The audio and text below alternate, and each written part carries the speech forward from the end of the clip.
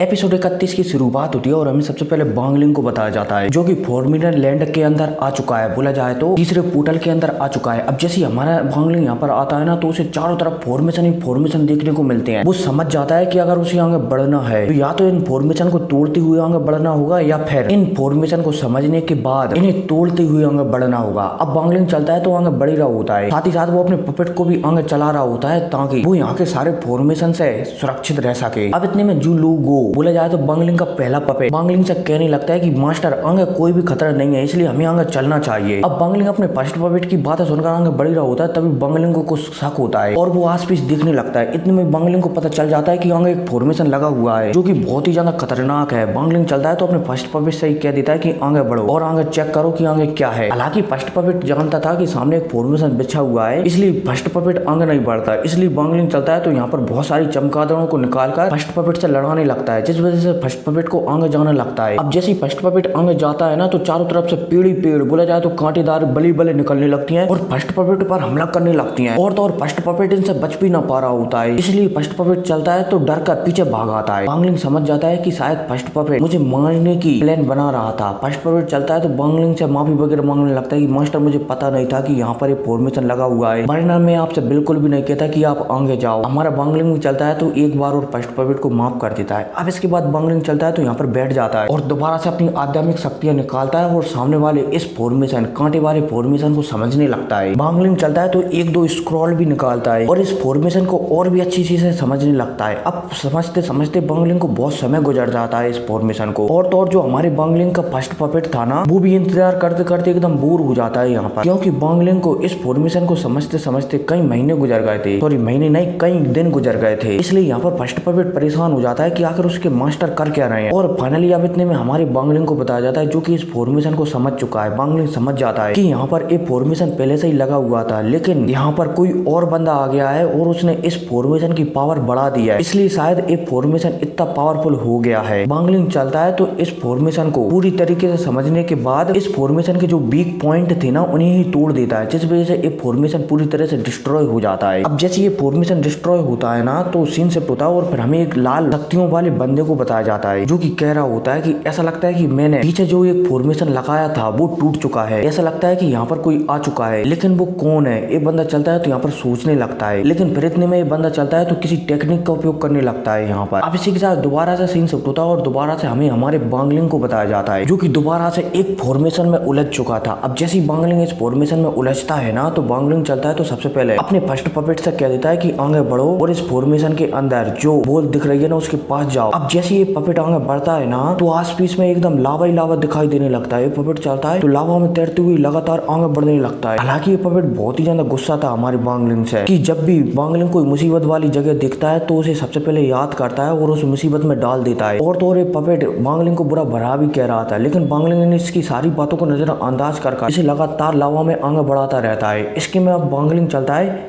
तो अपनी आध्यात्मिक शक्तियां निकालता है और इस फॉर्मेशन को समझने लगता है। और तो और हमारा बांगलिंग अपनी आध्यात्मिक शक्तियां एक लावा से बनी हुई बॉल के पास भी भिजाता है, जिस वजह से ये बॉल चलती है तो यहाँ पर बहुत सारे आग से बने हुए बीस्टों को प्रकट करने लगती है। अब जैसे यहाँ पर ये आग के बीस्ट भी आते हैं ना तो ये भी बांगलिंग के पपेट के ऊपर हमला करने लगते हैं। और तो और यहाँ पर बांगलिंग इस फॉर्मेशन को छेड़ने की और भी ज्यादा कोशिश करता है ना तो यहाँ पर आस पास बवंडर भी उठने लगते हैं, जिस वजह से जो हमारे बांगलिंग का फर्स्ट पपेट था वो और भी ज्यादा परेशान होने लगता है कि आखिर मेरे मास्टर कर क्या रहे हैं, क्या आज वो यहीं पर मुझे निपटवाना चाहते हैं। लेकिन ये पपेट ज्यादा कुछ नहीं कर सकता था, इसलिए लगातार ये लावा में तैरता रहता है। अब इतने में बांगलिंग चलता है तो इस फॉर्मेशन को समझने की कोशिश करने लगता है और फाइनली बहुत कोशिश करने के बाद हमारा बांगलिंग इस फॉर्मेशन को समझ जाता है और इस फॉर्मेशन को पूरी तरह से डिस्ट्रॉय कर देता है। अब जैसे ये फॉर्मेशन डिस्ट्रॉय होता है ना तो दोबारा से आस पास में जो लावा का बवंडर बह रहा था ना वो दोबारा से शांत हो जाता है। अब इससे में सीन शिफ्ट होता है और हमें एक बुड्ढे को बताया जाता है जिसका नाम डुआन मोजी था और यही वो बुड्ढा था जो हमारे बांगलिंग को इस जगह पर लाया था। बुड्ढा चलता है तो आगे बढ़ता है और जैसे ये आगे बढ़ता है ना तो इसका पैर एक फॉर्मेशन पे लग जाता है, जिस वजह से ये फॉर्मेशन एक्टिव हो जाता है और जुआन मोजी को चारों तरफ से गिरने लगता है। लेकिन अब इतने में ये बुड्ढा चलता है तो अपनी पावर को रिलीज करता है और अपनी पावर से इस फॉर्मेशन को पलक झपकते ही तोड़ देता है। और भाई साहब फॉर्मेशन तोड़ने के बाद ये बुड्ढा बहुत ही ज्यादा प्रसन्न हो जाता है और यहाँ पर कहने लगता है कि इस जगह पर ऐसा कोई भी फॉर्मेशन नहीं है जो मुझे यहाँ पर फंसा सके। और भाई साहब यह कहती है अभी बुड्ढा चलता है तो आगे बढ़ने लगता है। अब इतने में हमें दोबारा से बांगलिंग को बताया जाता है जो कि अब आगे बढ़ने लगता है और लगातार फॉर्मेशन उनको समझने लगता है और उन्हें तोड़ने लगता है। अब पलक झपकते ही 12 साल गुजर जाते हैं और 12 साल से हमारा बांगलिंग लगातार आगे बढ़ता जाता है और इन फॉर्मेशनों को समझता जाता है और तोड़ता जाता है। बोला जाए तो अब बांगलिंग हर फॉर्मेशन में एकदम मास्टर हो चुका है। बोला जाए तो हर फॉर्मेशन को हमारे बांगलिंग ने समझना सीख लिया है। और तो और जो हमारे बांगलिंग की आंखें है ना, वो भी अब मात्र देखते ही पहचान जाती हैं कि अब कौन सा फॉर्मेशन कहाँ पर लगा है और एक कैसा फॉर्मेशन है। और तो और हमारे बांगलिंग को अब आगे जो भी फॉर्मेशन मिलता था ना, हमारा बांगलिंग उस फॉर्मेशन को समझने के बाद उसे और भी ज्यादा स्ट्रॉन्ग बना देता था। बोला जाए तो अब एक प्रकार से कहा जाए तो हमारा बांगलिंग अब फॉर्मेशन की दुनिया का बादशाह बन चुका था। और तो और इन 12 सालों में हमारे बांगलिंग के जो बाल थे ना, वो भी अब सफेद कलर में बदल गए थे। और अभी 12 साल नहीं बल्कि 8-10 साल ही गुजरे हैं। ठीक है, अब जैसे ही बांगलिंग आगे बढ़ता है ना, तो उसे सामने लाल कलर की धुंधे दिखाई देती है। हमारा बांगलिंग चलता है तो उसे देखते ही पहचान जाता है कि यहाँ पर कोई फॉर्मेशन लगा हुआ है। हालांकि बांगलिंग को अनुभव भी हो रहा था कि उसके पीछे भी कोई आ रहा था, लेकिन हमारा बांगलिंग समझ नहीं पा रहा था कि उसके पीछे आकर कौन आ रहा है। बांगलिंग चलता है तो यहाँ पर, और हाँ, हमारे बांगलिंग को कैसे पता चला कि उसके पीछे कोई आ रहा है, क्योंकि अब हमारा बांगलिंग है ना, वो फॉर्मेशन में एकदम मास्टर हो चुका है। इसलिए बांगलिंग जब भी किसी फॉर्मेशन को तोड़ता था ना, तो उसकी जगह उस फॉर्मेशन को अपग्रेड कर देता था। और एक प्रकार से माना जाए तो उस फॉर्मेशन से हमारा बांगलिंग का रिश्ता बन जाता था। इसलिए जब भी वो फॉर्मेशन टूटता था ना, तो बांगलिंग को पता चल जाता था कि पीछे कोई आ रहा है। हमारा बांगलिंग चलता है तो यहीं इस धुंध वाली जगह पर रुक जाता है और यहाँ पर फॉर्मेशन को और भी अच्छी तरीके से समझने लगती है।